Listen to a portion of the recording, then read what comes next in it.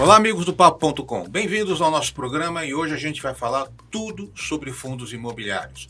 Mercado que vem sofrendo um pouco nos últimos meses, em função da taxa de juros, e para isso nós convidamos Sérgio Beleza, um grande amigo meu, que criou o primeiro fundo imobiliário do Brasil em 1994, quando o Brasil foi campeão do mundo. Olha quanto tempo faz. A gente vai falar sobre isso, sobre tendências, sobre dicas de como operar.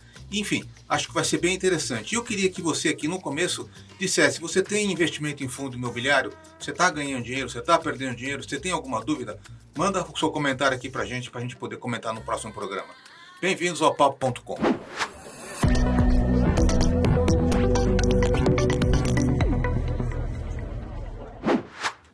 Sérgio, vamos lá. Vamos lá. Obrigado pelo convite. Imagina, você virou um consultor especializado aí em fundos imobiliários, que foi a sua origem, né? E também em CEPAC, que é a questão do potencial de crescimento. Me fala um pouco dessa sua trajetória aí de atuação no mercado de fundos imobiliários e agora em CEPAC. Eu venho do mercado de capitais, comecei na década de 70 na Bolsa, no mercado de ações. Na década de 80 passei pelo mercado de commodities, fiquei exatamente dos anos 80 até 90 na área de commodities. Em 91 eu comecei a me interessar por investimento imobiliário através do mercado de capitais. Isso não existia no Brasil. Eu brinco que a gente sabia que existiam os fundos imobiliários em Portugal, os REITs nos Estados Unidos, mas a gente, quando fazia uma consulta, eu brinco que você pegava o Google da época, eu não sei como chamava, você escrevia lá fundo imobiliário, dava um enter, ia almoçar e voltava depois do almoço para ver se tinha chegado a resposta, né? E aí, em 92, meu pai, que era diretor do Secov, representando os bancos, me falou, olha, vai ter uma palestra sobre fundo imobiliário no Secov, Arthur Paxson e Marcelo Terra, você conhece? Eu falei, nunca ouvi falar. E aí ele falou, então eles vão fazer uma palestra porque eles estão criando, quem está criando o fundo imobiliário no Brasil é o Secov. Eu fui assistir essa palestra e eu brinco que foi que nem um evangélico. Cheguei lá e falei, eu vi a luz, é isso que eu quero fazer. E aí, por conta disso, eu comecei a visitar as grandes instituições financeiras que tinham um pé no mercado do investimento imobiliário. Era meia dúzia, não mais que isso. E uma delas foi a RMC Corretora, porque eles tinham como um dos sócios o José Stefanes Gringo, que era dono da RIT Engenharia. E na visita que eu fiz ao Molinari, que era um dos sócios da empresa, ele falou, beleza, o Gringo quer fazer de qualquer jeito esse primeiro fundo imobiliário do Brasil. Vai já para lá. Eu saí dali, já fui direto para o escritório do Gringo, e dali nós saímos para ir ver o terreno. Ele falou, vamos lá ver o terreno onde nós vamos fazer o primeiro fundo imobiliário do Brasil. Fomos para lá, para Água Branca, chegamos lá do lado do Viaduto Antártico, que era uma empresa que comercializava tratores, tinha acabado de ser demolido o imóvel, chovia, tinha um monte de gente que morava embaixo daquele viaduto, e eu brinquei com o Gringo, falei, pô, Gringo, nós vamos fazer um fundo imobiliário do lado de um viaduto, onde mora gente embaixo, perto do Palmeiras, ainda para encher ele e brincar com ele, né? E foi isso que ele fez. O fundo imobiliário, o primeiro fundo imobiliário do Brasil, então, nós começamos, como saiu a Lei 8668 em 25 de junho de 93, ao mesmo tempo a CVM baixou um texto em audiência pública, onde ela colocou que deveria vir a ser, depois, em janeiro de 94, a instrução 205 da CVM, que deu forma de como você deveria, dentro da CVM, tratar essa operação para poder ser aprovada. Então, nós fomos estruturando o fundo com base nesse texto em audiência pública e da lei que já tinha saído. Quando foi dia 14 de janeiro de 94, fomos para o Rio de Janeiro, assistir a cerimônia de assinatura da lei, chegamos lá com o doutor Romeu Chap e toda a turma do Secov, e aí vimos que não mudou quase nada. Então, dia 14 de janeiro de 94, a CVM soltou a instrução 205. Uma semana depois, dia 21 de janeiro de 94, nós demos entrada na CVM no pedido de emissão do primeiro fundo imobiliário do Brasil, Memorial Office Building, que é um prédio que hoje está lá construído do lado do Viaduto Antártico. E depois vieram naquela região outros fundos, né, outros prédios, né, que também... A Água Branca teve umas coincidências interessantes, que ela, ali mesmo, a própria RIT depois fez um negócio no terreno do Matarazzo, construiu as primeiras 4 torres gêmeas que tinham ali, 2 delas é um fundo imobiliário, chamado Projeto Água Branca, e depois de alguns anos o West Plaza também, uma parte dele virou um fundo imobiliário também. Então, mas aí você construiu esse primeiro fundo no momento em que o Brasil, 94, campeão do mundo, estabilização, infelizmente a morte do nosso Ayrton Senna, né? Não havia cultura de fundo imobiliário, não havia essa cultura. Como é que vocês viram o mercado naquela época? Houve uma adesão? Teve interesse? Não teve? Tinha dúvida? Como é que é? Me conta um pouco essa Foi, sua jornada aí. olha, isso foi muito difícil. A equipe que fez a venda lá da RMC, que fez a venda desse fundo, penou muito. Tanto que não foi focada a pessoa física de forma alguma na largada. A ideia era oferecer para o investidor institucional. Então, foi feito um trabalho junto aos fundos de pensão, que foram os primeiros investidores que deram a largada nesse fundo, mas levou 2 anos. Foi de 94 a 96. Tiveram que renovar o pedido da CVM algumas vezes para poder acabar conquistando 11 fundos de pensão que acabaram investindo os recursos nesse fundo. Com esses recursos, a RIT fez o prédio, que inaugurou em 99. Então, foi uma dificuldade gigantesca. Naquele começo, ninguém tinha a menor pretensão de mostrar isso para a pessoa física. Isso só veio acontecer em 99, quando a Cirela resolveu fazer... Estava acabando um prédio na esquina de Bandeira Paulista, no Juscelino Kubitschek, o edifício Financial Center, um prédio lindo.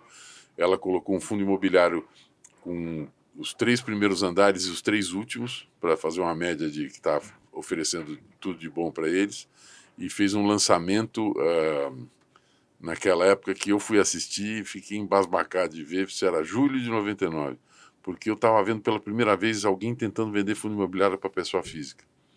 E eles venderam um pacote até na época muito interessante, que o investimento que a pessoa física mais fazia vamos dizer, no setor imobiliário na época era flat. Então eles vendiam um pacote de cotas que tinha um valor aproximado de um flat, era R$75 mil mais ou menos. O sujeito podia pagar parcelado e ele tinha uma garantia mínima de rentabilidade durante um ano de 1%. Esse foi o jeito de se tentar vender. Que também é perigoso essa história de garantia mínima, né? Esse negócio que tem... Então, é que eu queria te entender o seguinte, aí você tem 99, o mercado evolui, hoje é uma realidade, né, em termos de investimento, né? Porque antigamente as pessoas compravam imóveis, né? Quem queria investir em imóvel tinha aquela cultura do vou comprar, era comum não comum, mas você encontrava pessoas que tinham, às vezes, algumas dezenas de imóveis, né, alugados, né? E aí você foi feito um trabalho de educação para migrar para o conceito de fundo, né? Qual é o momento hoje que a gente está vivendo na indústria de fundo imobiliário? Você acha que ainda tem espaço para crescer? O investidor pessoa física já entendeu? Nós que estamos assistindo aqui? Eu acho que ainda tem muita gente que só tem imóveis, tá certo? Que ainda olha esse mercado com um pouco de cautela, mas é uma coisa que a gente percebe que é muito forte, porque, você veja, hoje nós temos mais ou menos uns 5 milhões de investidores pessoa física em ações. E nós já estamos com mais ou menos 2,5 milhões de investidores pessoa física em fundo imobiliário. Metade já. Eu me atrevo a dizer que um dia o número de investidores de pessoa física em fundo imobiliário pode ultrapassar o número de pessoas físicas investidoras em ações. Porque é muito mais fácil para o investidor entender aquele investimento que ele está fazendo num fundo imobiliário do que no mercado de ações. Uma das coisas que mais chama atenção é a participação dos investidores nas assembleias. Se você pegar um investidor, vamos dizer, teórico, que tenha investimento em ações e renda fixa e fundo imobiliário, você pergunta para ele, você tem investimento em ações? Tenho. Que ação você tem? Tenho essa, aquela. Já foi na assembleia? Ele falou, não. E fundos? Eu tenho fundo do banco tal, renda fixa, não sei o que, ou de outro de ações. Já foi em alguma assembleia desse fundo? Não. E o que você tem de fundo imobiliário? Eu tenho shopping em Higienópolis, eu tenho de escritórios do banco tal. Você já foi em assembleia? Sempre, não falta numa. Isso é uma coisa que... É a cultura de estar acompanhando o ativo dele. Porque ele consegue ver, ele sente que ele entende disso. Sabe, assim, não, imóvel eu entendo. Então, eu já presenciei inúmeras assembleias de fundo imobiliário, é impressionante o que eles participam, o que eles dão de palpite, o que eles cobram os gestores e administradores do fundo, porque eles falam, não, de imóvel eu entendo.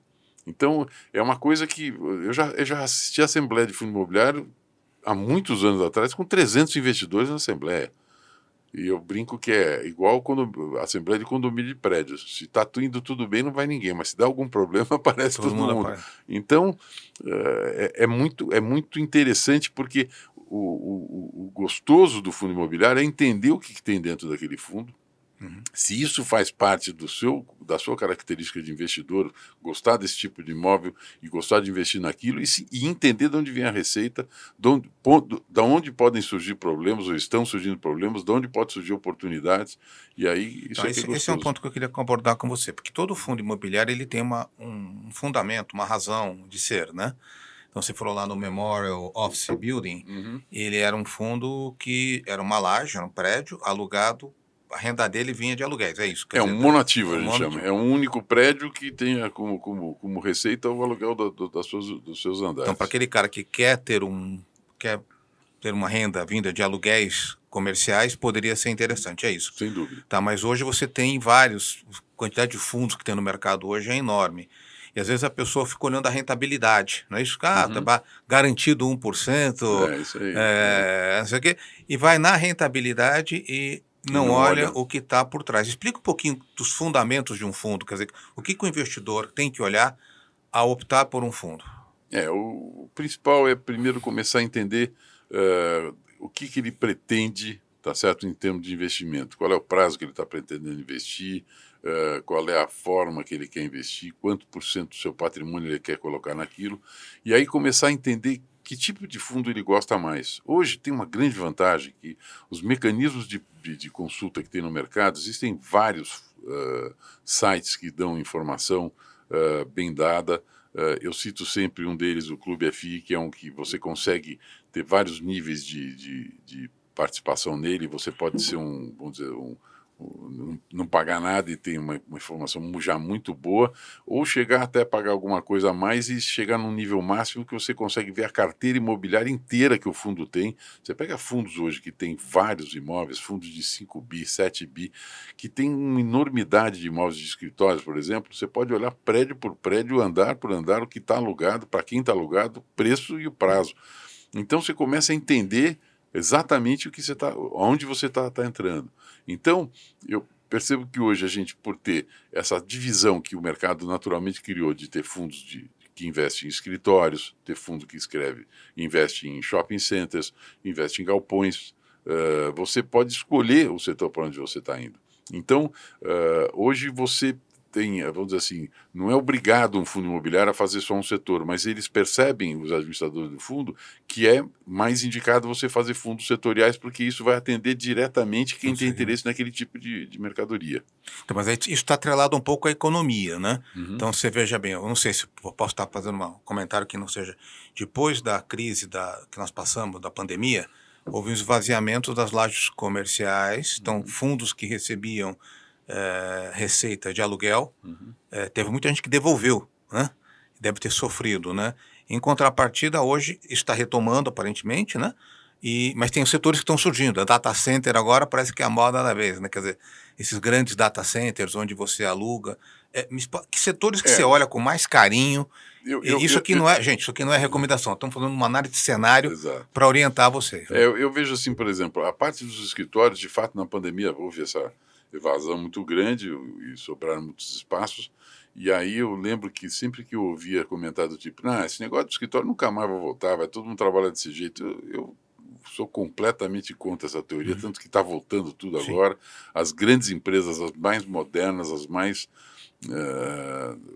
famosas estão voltando, criando, inclusive, ferramentas para atrair os funcionários de volta para dentro do escritório, porque, na minha opinião, esse negócio de trabalhar pelo Zoom não funciona. Você não transmite hierarquia, não transmite conhecimento, não tem parceria, você não está ouvindo o que o outro está fazendo.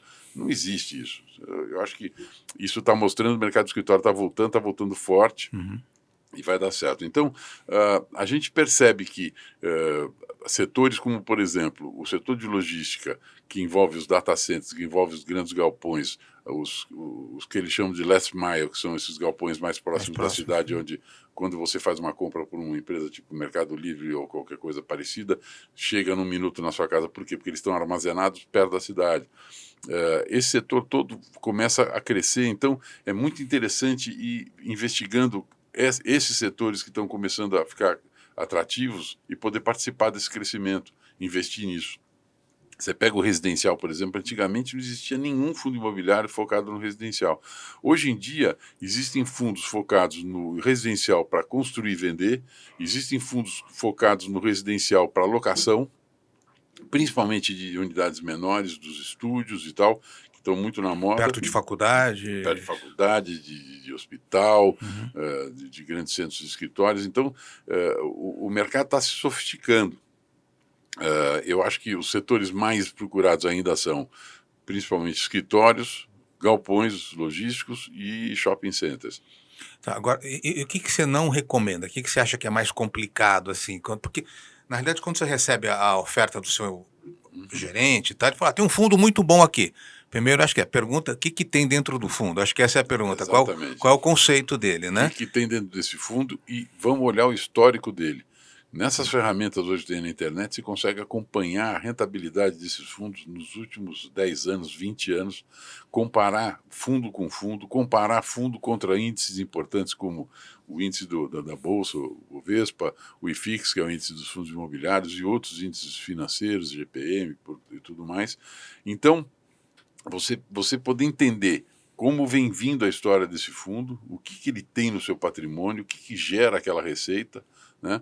Porque o seu investimento vai ser focado em duas coisas: na potencial valorização da cota que você comprou e na renda que ele distribui. Uhum. Agora, não pode nunca a renda imediata que está dando cegar o investidor, que ele não olhe Conceito o que do. tem lá dentro, qual é a ideia. Então, a gente percebe que nos grupos de WhatsApp de fundo imobiliário, os debates são acirrados. Mídia social é feita para a turma reclamar, a gente sabe disso, né? Mas a gente percebe que o pessoal hoje em dia vem cobrando os gestores em relação às atitudes deles como gestores comprando e vendendo imóveis, eles estão de olho nisso tudo. Então, mas aí é importante olhar também a estrutura de receita do fundo, né? Quer dizer, se tem um imóvel dentro de um fundo que é 60% da receita, é uma concentração perigosa, né? É importante também olhar de onde vem o dinheiro, né? A dispersão, A dispersão do risco, risco que tem, né? isso é muito importante. A gente sempre destaca que justamente essa análise que os investidores podem e devem fazer, ela hoje é muito mais fácil de se conseguir. É impressionante como hoje em dia a gente consegue ter a noção exata do que acontece. Tem muito evento acontecendo, online ou presencial, para você poder acompanhar e poder entender e poder, vamos dizer assim, até cobrar os gestores e administradores de fazer as perguntas que são cabíveis para poder entender qual é a estratégia daquele fundo. Então, é bem interessante. Sérgio, tem que estudar esse mercado, não é sair comprando cota de fundo, né? Não é, olha, um fundo vai dar 1%, quero meu 1% garantido, e não é isso, né? Que você tem então atenção na hora de investir. E tributação, como é que está a tributação hoje dos fundos? A tributação é um ponto bastante interessante. O fundo imobiliário funciona assim. Se o investidor for pessoa física, se ele tiver menos de 10% das cotas do fundo, ou seja, ele pode ter no máximo 9,99%. Se esse fundo tiver mais de 150 investidores e for cotado em bolsa, o rendimento que ele distribui para o investidor é isento de imposto de renda. Então, o investidor Com essas condições. Nessas condições. Já o lucro, se você comprar a cota, vender com lucro, aí é tributado em 20%. Tá. O dividendo, então, o aluguel, o quê? O aluguel, entre aspas, que ele recebe e não tributa naquelas condições, é exato. E tem mais uma regra importante, que é o seguinte: a lei obriga que o fundo distribua pelo menos 2 vezes por ano. Ou seja, ele tem que calcular a rentabilidade líquida dele de janeiro a junho, distribui em julho, a de julho a dezembro, distribui em janeiro. Só que se você for ver, a esmagadora maioria dos fundos distribui mensalmente. Por quê? Porque o investidor gosta de ter a renda mensal. Então, é pinga-pinga todo mês. E a maioria dos fundos, infelizmente não todos, que alguns resolveram inventar uma modinha aí, mas a maioria dos fundos faz a sua distribuição no último dia do mês, o último dia útil, e já paga dali a 10, 12 dias. Esse é o dividendo, esse é o quanto ele recebe do fundo, se o fundo estiver ganhando. Se é um fundo de renda frequente. Agora, uma coisa que eu queria que você explicasse para a gente é o seguinte: você tem o fundo distribuindo lá o dividendo e você tem a cota do fundo quando ele está na bolsa, que pode subir ou pode cair. Tá? Quando cai, todo mundo fica desesperado. Olha, meu fundo está valendo menos, eu comprei a cota 10, está valendo 5. Isso afeta no dividendo ou não afeta? Ou é apenas para efeito de valor? A gente brinca que quando você investe num imóvel, que você está alugando um escritório, você é dono de um escritório e aluga esse escritório, você está sempre olhando a sua renda e você não está vendo a cotação do seu escritório subir ou cair, porque não existe isso. Uhum. A diferença do fundo imobiliário é que você vê o seu ativo subindo ou caindo, mas tem que deixar isso um pouco de lado, não se preocupar, porque eu considero que o investimento em fundo imobiliário é um investimento de médio para longo prazo. Então, você deve pensar, sem dúvida, no que está dentro daquele fundo e pensar nessa cota se ela pode valorizar, não há dúvida. Mas entender especialmente de onde vem a renda e qual é a consistência dessa renda é o mais importante, porque aí você se sente atendido. Então, você... Mas esta renda, Uhum. ela se altera em função da queda do valor do fundo, não? Não, ela é originada pelo desempenho da alocação dos imóveis que estão lá dentro, ou até de venda dos imóveis que estão lá dentro. Você pode Entendeu? até compensar, então, um pouco essa perda de rentabilidade. Sem Se você dúvida. reinvestir no fundo... Exato. Aliás, uma das coisas que a gente mais vê em fundo imobiliário é essa. Quais são os atrativos do fundo imobiliário? Primeiro, vamos lá. É você poder ter acesso a um tipo de imóvel que você não teria. Como é que você chega num shopping, a mãe fala assim, eu quero comprar um pedaço de shopping. E aí o sujeito fala, tá, eu te vendo. Quanto você quer investir? R$ 5.000. Fala, até logo. O fundo imobiliário te dá essa facilidade. Você ter acesso a imóveis que você não teria acesso se não fosse através desse instrumento. A segunda coisa é você poder reinvestir o que você ganha. Quando você tem um imóvel, um belo escritório, alugado por uma empresa muito boa, você recebe o aluguel no fim do mês, você não consegue comprar um banheiro a mais, tá certo? Você não consegue comprar mais X metros quadrados. E no fundo imobiliário você pode fazer isso. Você pode pegar essa renda e reinvestir. Muita gente faz isso.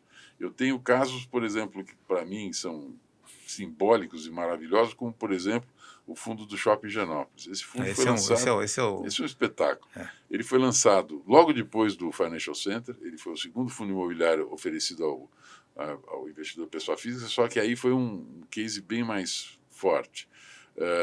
O shopping estava sendo inaugurado, Natal de 1999, o Grupo Plaza ia fazer estava inclinado a fazer uma emissão de debêntures, nós conseguimos convencer o Grupo Plaza a fazer um fundo imobiliário e vender 25%, um quarto do shopping que estava inaugurando para o público.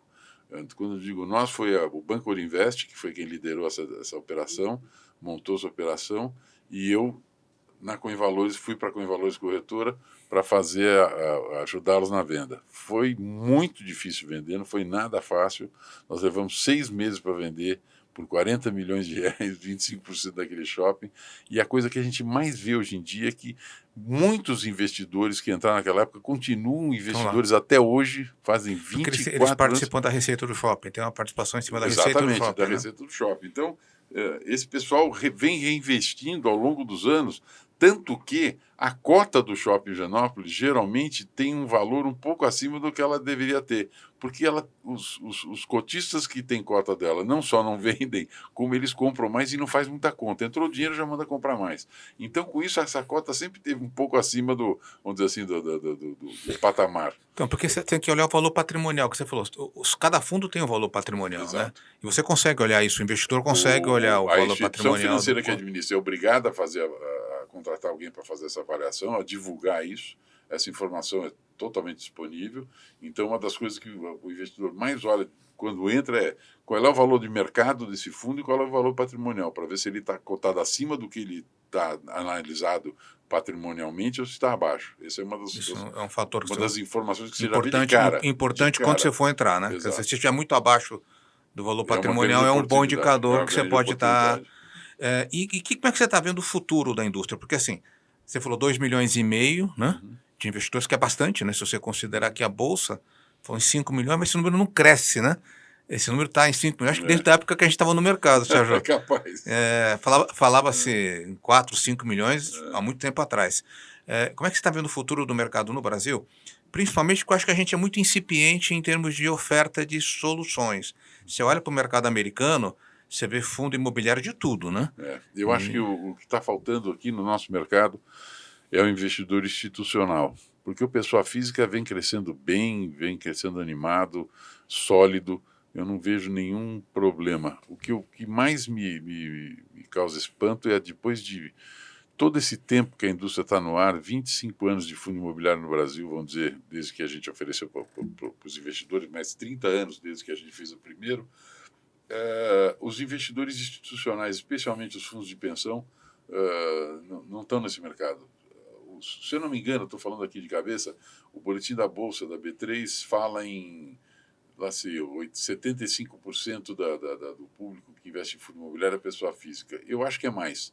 Por quê? Porque dos 25% que seriam os investidores institucionais, a grande maioria deve ser, e a Bolsa ainda não divulga dessa forma, eu acho, fundos de fundos. Ou seja, são fundos imobiliários que compram só cotas de outros fundos imobiliários. Uhum. E os cotistas desses fundos de fundos São as são pessoas pessoa físicas. física também. Então, eu chute mesmo, que uns 90% desse mercado é só pessoa física. Ou seja, o investidor institucional não entrou nesse Por quê? mercado. Eu vou dizer Porque para tem uma você... característica muito peculiar, porque o investidor institucional está olhando longuíssimo prazo, né? Exato, mas eu acho que o investidor institucional ainda é uma coisa muito complicada, principalmente que os grandes fundos são fundos de empresas estatais. Agora, Sérgio, que setor, quer dizer, eu quero pegar essa coisa do setor, porque você falou, hoje estamos investindo em 3 setores, basicamente, né? Uhum. Não tem espaço para outros setores, a gente explorar outros setores no Brasil? Tem. Quer Hoje dizer, nós temos, por exemplo, o residencial que está crescendo bastante, eu acho que é um ponto importante, ele está sendo cada vez mais importante nesse mercado, mas a gente pode ter outros setores vindo. Eu acho que o setor de hotelaria tinha que vir para esse mercado de uma forma mais clara, mais aberta. Eu acho que existem algumas outras atividades que, vamos dizer assim, a gente tem, por exemplo, renda urbana. Renda urbana, que eles chamam no mercado, são lojas de rua, geralmente. É um mercado bastante interessante. aluguel para loja de rua? Porque na minha opinião, quem gera muita renda urbana hoje em dia, imóvel para renda urbana, eram as antigas agências bancárias. Eu lembro quando, na década de 2000, eu tinha um sonho de fazer um fundo imobiliário de agência bancária. Hoje estaria vendendo um atrás do outro, porque não existe mais agência bancária, basicamente estão Você diminuindo. teria estado mal, né? É. Porque hoje não tem mais aluguel, Hoje, né? mas o que eu sempre digo é o seguinte: não existe agência bancária em rua sem saída. Então, as agências bancárias sempre são imóveis muito bem localizados. Então, você consegue gerar novos negócios nessas regiões. Alguns, inclusive, estão sendo transformados juntando várias lojas, transformando em prédio, e isso tudo traz resultado para quem investiu nisso. Então, esse mercado da incorporação, do lançamento de novos empreendimentos imobiliários, como prédios, escritórios, prédios residenciais, estúdios e tal, tem agitado bastante esse mercado, entendeu? Então, isso tudo são novidades que o fundo imobiliário não participava, hoje tem participado. Tá olhando. Não, eu fico pensando assim, né? Você vê lá nos Estados Unidos, eles fazem tem fundo que é para o cara, onde o cara aluga para colocar antena, né? Tem um aluguel lá. Da área onde ele faz antena. Onde ele faz antena, né? Exato. Quer dizer, olha um detalhe aqui. Porque... Cemitério, né? Eu brinco que cemitério, o sujeito compra metro quadrado e vende a metro cúbico. Quer dizer, é um bom negócio, né? Aí você veja o seguinte, aí nós temos esse problema das enchentes, dos vendavais, das chuvas, a gente está falando em enterramento de cabos, né? É muito caro. Mas será que não dá para pensar uma solução? Porque ali tem renda. Ali tem renda, né? Renda vitalícia. São mercados que vão se apresentando hoje em dia, mas é muito, muito devagar isso aí. Eu vejo que o próprio residencial demorou muito tempo para começar a poder ser aceito. Eu cito como um exemplo um fundo imobiliário, por exemplo, que em 2011 existia tem um empreendimento em Joinville chamado Perini Business Park. E até 2011 ele era um fundo imobiliário só de investidores estrangeiros. E aí eles resolveram fazer uma cisão desse empreendimento, cortar um pedaço desse empreendimento e oferecer isso para o mercado, vender ao público. E eu estava envolvido nessa estruturação dessa operação. E em 2011, então, fui oferecer para alguns bancos grandes aí, que investem em fundo imobiliário, são os grandes desse mercado. Eles olharam e falaram: o quê? Joinville, Perini, Galpão. Não. Parecia que eu estava tentando vender alguma coisa podre para eles. Muito bem.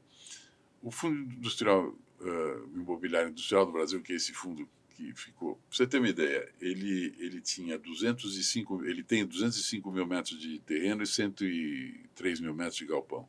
Mais ou menos isso.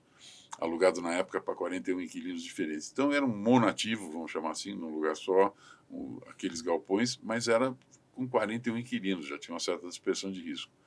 Você tem uma ideia, esse é um dos fundos mais queridos hoje. Esse é da Coin? Esse é da Coin. Esse é da Coin. Para você ter uma ideia, esse Fundo Industrial do Brasil, para conseguir 50 investidores, que era o que precisava ter na época, para você ter isenção de imposto de renda para distribuição de pessoa física, para conseguir 50 investidores foi um drama.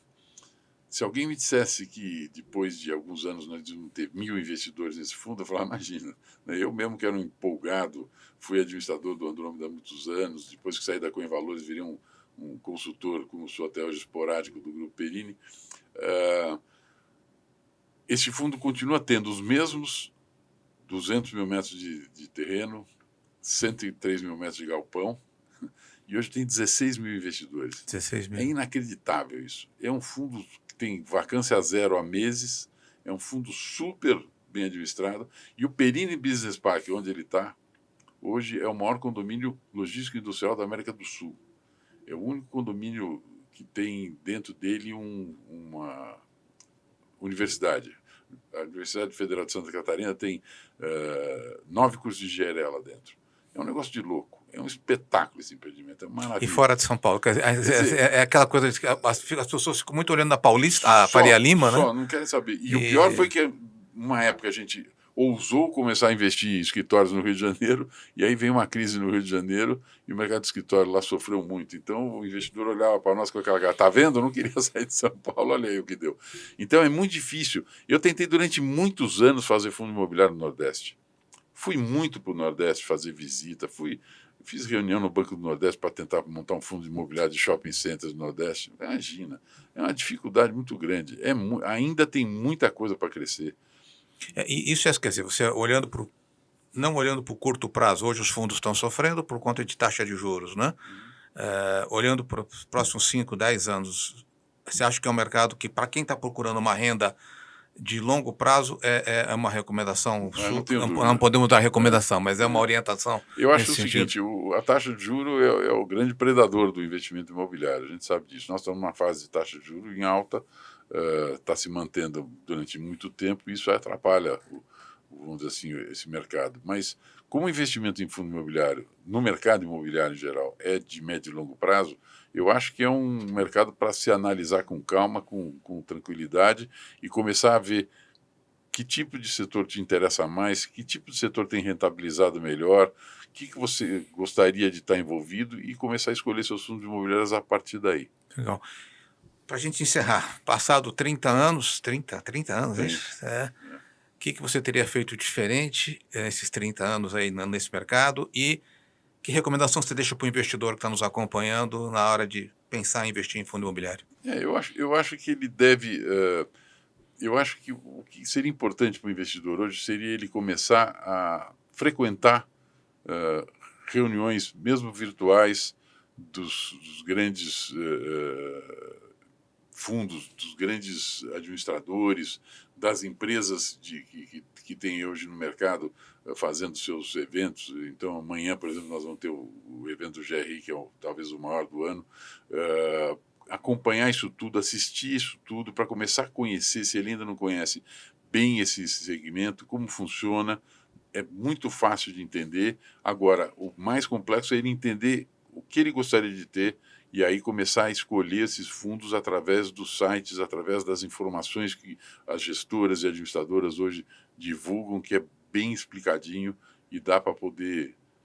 E questione o seu gestor, né? Questione quando eu te oferecer. Gestor, não vai a cego, né? Não. Questiona, procura. É isso aí. Sérgio, eu queria te agradecer muito essa conversa, falamos bastante de fundo imobiliário, depois não conseguimos falar de CEPAC. CEPAC é uma outra conversa, que também acho que vai ser de grande potencial agora, né? Com potencial de crescimento. O CEPAC agora, as operações... O CEPAC é o Certificado de Potencial Adicional de Construção, é a forma que o título que você compra da prefeitura para aumentar o potencial construtivo em terrenos nas áreas de operações urbanas. Então, basicamente, São Paulo é Faria Lima, Água Espraiada, Água Branca, e agora uma nova que surgiu esse ano, muito interessante, chamada Bairros do Tamanduateí, pega da Moca até o Ipiranga, é uma área gigantesca. Mas esse não é para investidor, né? Esse é para... Esse é voltado para incorporador e construtor que vão fazer empreendimentos. A gente faz um outro programa só para falar disso. Vambora. Olha, espero que você tenha gostado da conversa sobre fundo imobiliário. É um mercado muito interessante, mas tem que ter cuidado ao investir, tem que estudar, tem que ver. Não é um investimento que você pode falar, vou garantir minha renda, boto meu dinheiro lá e está tudo certo. Você tem que acompanhar, participar das reuniões e, com certeza, no longo prazo vai ganhar dinheiro. Se você gostou do conteúdo, deixa o joinha, se inscreve no canal e a gente se vê numa próxima oportunidade. Até lá, gente.